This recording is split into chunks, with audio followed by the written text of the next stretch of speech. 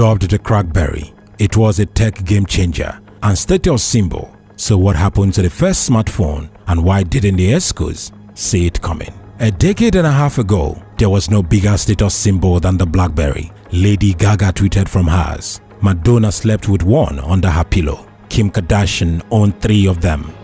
When he became president, Barack Obama fought tooth and nail to be able to keep his device. When Naomi Campbell lost her temper with a housekeeper, which household object did she chose to use as projectile weapon? That's right, it was the humble BlackBerry. Without any overstatement, BlackBerry was everywhere. And yet, when was the last time you thought about BlackBerry? A year ago, a decade ago, or more. The BlackBerry currently occupies a genuinely strange space in the culture. It swept in with such game-changing ferocity. Here was a phone that allowed you to send emails, liberating its users from the tyranny of the office, only to be displaced just as quickly when Apple announced the iPhone.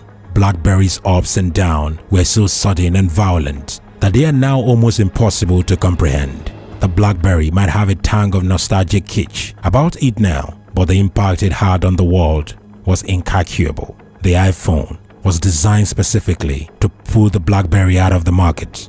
In the late 2000s, trying to become a BlackBerry killer was the tech equivalent of walking up to the biggest guy in prison and punching him out.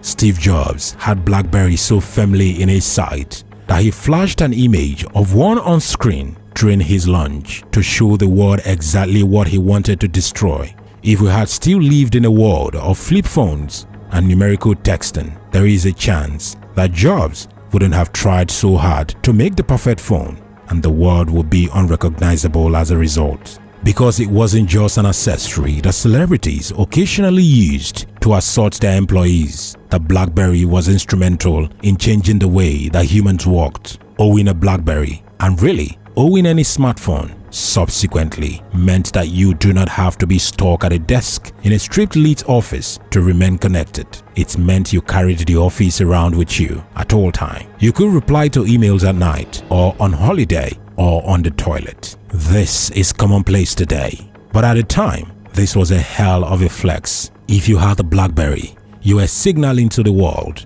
that you were busier than most people. It meant that you were needed. People contacted you around the clock, and thanks to your choice of phone, you could finally respond in a timely manner. It was also extremely addictive. Not only was a BlackBerry pleasingly knobby to hold, but thanks to its incessantly blink notification lights, it will remind you constantly of a whole world of digital phone that you were missing out on. For this reason, the word Crackberry the team gave to the phone's ability to inspire obsession became the 2006 Webster's New World College Dictionary Word of the Year. They could also lead to injuries. For example, BlackBerry thumb. Another term for BlackBerry was dubbed the plague of the world generation in 2007. But arguably, it was worth the pain, and this might not be something that you can appreciate unless you were there at the time. The BlackBerry had a keyboard, a full keyboard that you could tap away at both thumbs, making light work of typing.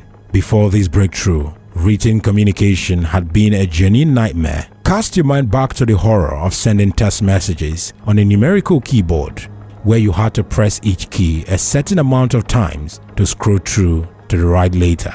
Remember how hard it was to tap the word "fixie" on a brick phone? First, you had to press the 3 buttons 3 times, then the 4 buttons 3 times, then the 9 buttons 4 times, then pause to let the cursor move, then the 9 buttons 4 more times, then pause again, and then press 9 3 times finally. It took forever. If the BlackBerry generation can be defined by anything at all, it is probably the sheer relief of only having to press one button, one for each letter. But the thrill was short-lived. As soon as the iPhone was announced, BlackBerry sales fell off a cliff and would never recover. Margolis suggests that some amount of hubris on the part of BlackBerry might have hastened its downfall.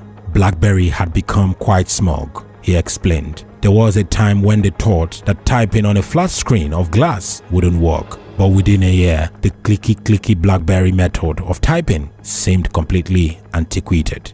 Interestingly, however, Johnson's film on BlackBerry suggests that the writing was on the wall as soon as BlackBerry lost its vibrancy. Co-founder Frangen, who was forced out as the walls of bigger to encircle the company. It's something I believed in deeply, says Johnson. The idea that there is something that doesn't quickly obviously seem to affect the bottom line, but creates a harmonious, egoless, positive environment where people are people and are willing to do more if they were asked to do something. For Johnson, fragrance remover represents nothing less than the spiritual death of the company. As an entity, BlackBerry is now actually dead. No phones have been manufactured since 2016. The same year, the popular photo blog celebrity BlackBerry site shut down with the message, "Unfortunately, all the celebrities now own an iPhone.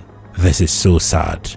Finally, a few years ago, the company shut down all its services for any phone still using its operating device, but that hasn't deterred some die-hard fans. "I have met hundreds of them," Johnson explains. The problem that they are experiencing is that there are no more servers in Waterloo to send and receive information. The BlackBerry holds out doesn't have a dedicated network in the way that they used to, but there are lots of people who hacked their BlackBerry to run off whatever 5G network are in their area.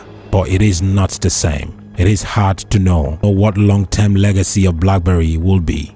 Reverberation from its genesis still linger in the world.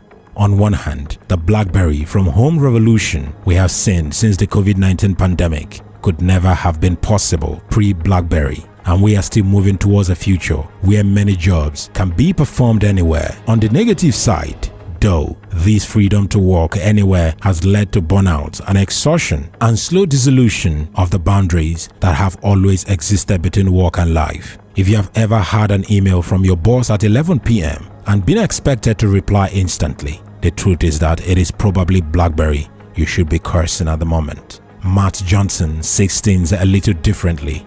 Though, since making a film about BlackBerry, he's found that people keep uploading their memories of it to him, regardless of how awkwardly indifferent he is about the company, and one sentiment has come true time and time again. The general legacy of the BlackBerry is one of a company that couldn't see the writing on the wall, he explains. But everybody kind of has a "oh, it isn't too bad" feeling about it too. It is so funny because it is so rare to have a citizenry that sympathizes with a billion-dollar corporation, so often that they are the boogeyman. And yet, here is one where everybody regards it almost as dead relative. Hundreds of massive companies fall and nobody gives them a second thought. But for some reason, BlackBerry invokes a human response. But why could that be? BlackBerry's reputation is almost like a mom and pop company, which is so absurd given the scope and power and ambition of that company. I think the response to the company these days is the exact opposite of what someone like Jim Basile would have wanted. It's almost like, "Oh, you ran a company. Oh, that's so nice. Oh, I'm so sorry," which is so demeaning.